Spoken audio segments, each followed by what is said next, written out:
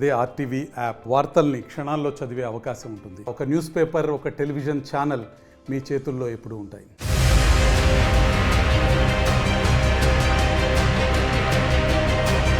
తెలంగాణలో గత బీఆర్ఎస్ ప్రభుత్వం ప్రవేశపెట్టిన పథకాలపై సీఎం రేవంత్ సంచలన నిర్ణయం తీసుకోబోతున్నట్లు తెలుస్తోంది.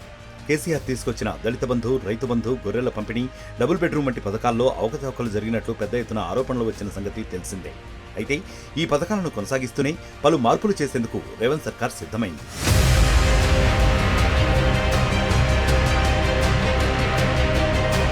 దళారులతో పని లేకుండా ప్రభుత్వం నుంచి నేరుగా లబ్ధిదారుడికి పథకం ప్రయోజనాలు అందేలా మార్గదర్శకాలు ఉండాలని అధికారులకు రేవంత్ ప్రభుత్వం ఇప్పటికే సూచించినట్లు తెలుస్తోంది. ప్రతిపక్షంలో ఉన్నప్పుడు తమ దృష్టికి వచ్చిన అంశాలు, లోటుపాట్లపై ప్రత్యేక దృష్టి పెట్టిన సీఎం రేవంత్ ఆ మేరకు చాలా స్కీముల్లో మార్పులను చేయాలని అధికారులను ఆదేశించినట్లు సమాచారం. రైతు బంధు స్కీమ్లోనూ వ్యవసాయేతర భూములు, రియల్ ఎస్టేట్, రహదారులు, గుట్టలకు కూడా వేల కోట్లు గుమ్మరించడంతో ఆ స్కీమ్ అసలు లక్ష్యం నెరవేరలేదని రేవంత్ ఇప్పటికే పలు సమావేశాల్లో ప్రస్తావించారు.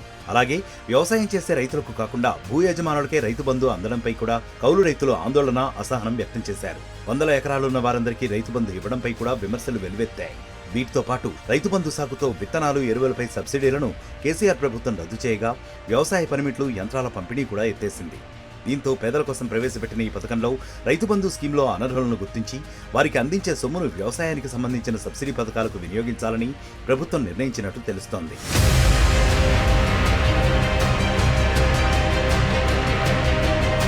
ఇక గొర్రెల పంపిణీలోనూ డీడీలు కట్టిన గొల్ల కుర్మలకు అన్యాయం జరిగిందని స్వయంగా గొల్ల కుర్మలు తమకు ఫిర్యాదు చేశారని ప్రభుత్వం చెబుతోంది. దీంతో ఈ పథకం గొర్రెలు కాసుకునే వారికి మాత్రమే వర్తించేలా చర్యలు చేపట్టాలని ప్రభుత్వం భావిస్తోంది.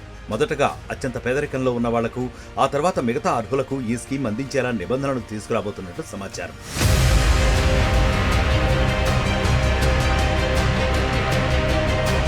దళిత బంధు స్కీమ్లో భారీ అవకతవకలు జరిగినట్లు బీఆర్ఎస్ ప్రభుత్వంపై ఆరోపణలు వచ్చాయి. బీఆర్ఎస్ పార్టీ కార్యకర్తలకు మాత్రమే దళిత బంధు ఇచ్చారని, నిజమైన లబ్ధిదారులకు ఈ పథకం అందలేదనే విమర్శలున్నాయి. దీంతో ఈ స్కీమ్ రూల్స్ లోనూ మార్పులు తేవాలని ప్రభుత్వం భావిస్తోంది. ఇంకా డబుల్ బెడ్రూమ్ ఇండ్లు, పెన్షన్లు, సిలిండర్, గృహజ్యోతి, మహాలక్ష్మి, చేయూత, యువ వికాసం వంటి పథకాలు పేదలకు అందించే బాధ్యతను ఇందిరమ్మ కమిటీలకు అప్పగించాలని ప్రభుత్వం యోచిస్తోంది. ఈ కమిటీలు గ్రామాల్లో నిజమైన అర్హులను గుర్తించేందుకు గ్రౌండ్ వర్క్ చేయాల్సి ఉంది. ఇప్పటికే రైతు భరోసా నిబంధనల కోసం మంత్రివర్గం ఉపసంఘాన్ని ఏర్పాటు చేసిన విషయం తెలిసిందే.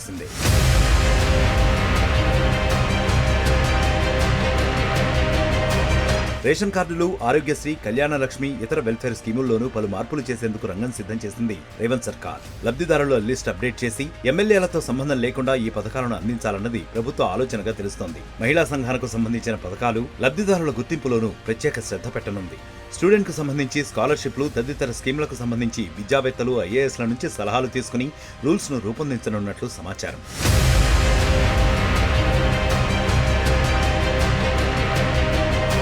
మరిన్ని వీడియోస్ కోసం ఛానల్ ని సబ్స్క్రైబ్ చేయండి. లేటెస్ట్ అప్డేట్స్ కోసం వాట్సాప్ ఛానల్ ని ఫాలో చేయండి. అండ్ లింక్ డిస్క్రిప్షన్ లో ఉంది.